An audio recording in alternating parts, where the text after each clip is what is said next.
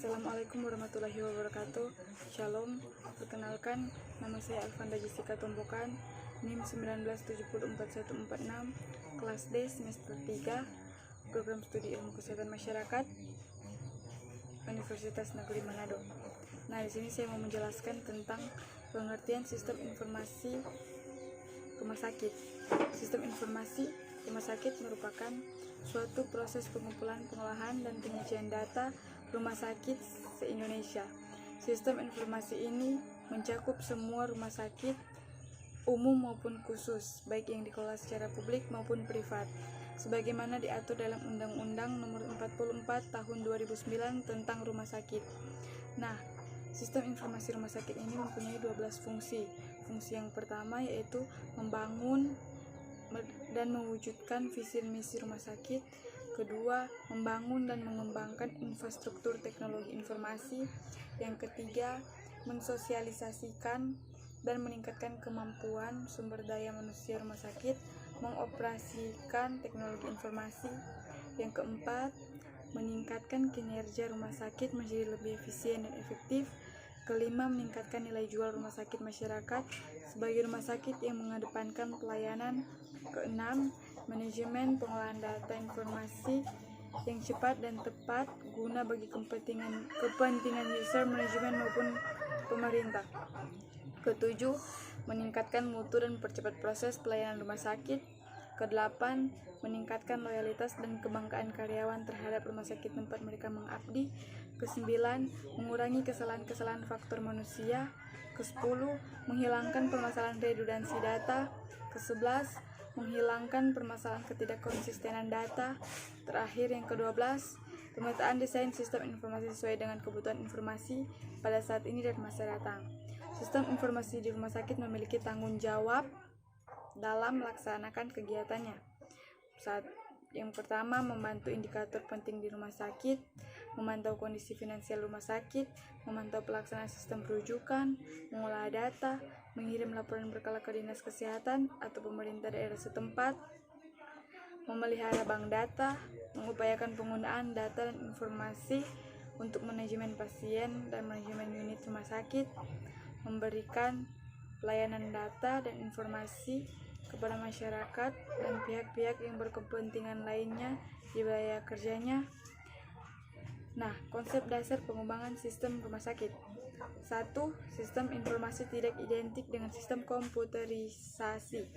Kedua, sistem informasi organisasi adalah suatu sistem yang dinamis. Ketiga, sistem informasi sebagai suatu sistem harus mengikuti siklus hidup sistem. Keempat, daya guna sistem informasi sangat ditentukan oleh tingkat integritas sistem informasi itu sendiri. Yang kelima, keberhasilan pengembangan sistem informasi sangat bergantung pada strategi yang dipilih untuk pengembangan sistem tersebut. Keenam, pengembangan sistem informasi organisasi harus menggunakan pendekatan fungsi dan dilakukan secara menyeluruh. Ketujuh, informasi telah menjadi aset organisasi. Kedelapan, penjabaran sistem sampai ke aplikasi menggunakan struktur hierarkis yang mudah dipahami. Nah, di sini ada faktor-faktor yang mempengaruhi mutu kelengkapan rekam medis. Faktor-faktor yang mempengaruhi mutu kelengkapan rekam medis sangat dipengaruhi oleh faktor-faktor sumber daya tenaga kesehatan, termasuk antara lain tenaga, sarana, metode, teknologi yang digunakan, dan pembiayaan berhasil.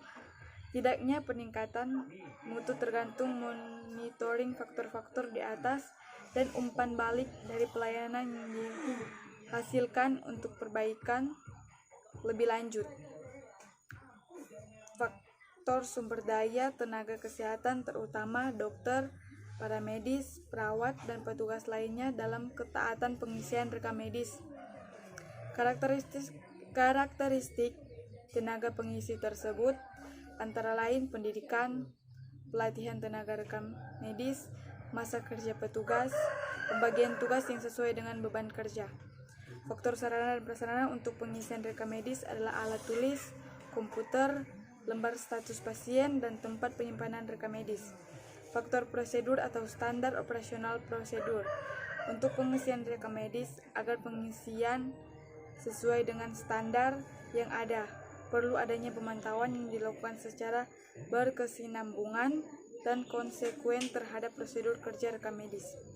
Faktor pembiayaan, perlu adanya anggaran yang memadai untuk pengisian rekam medis, baik untuk petugas, sarana atau prasarana yang dibutuhkan untuk penyelenggaraan rekam medis berdasarkan uraian di atas.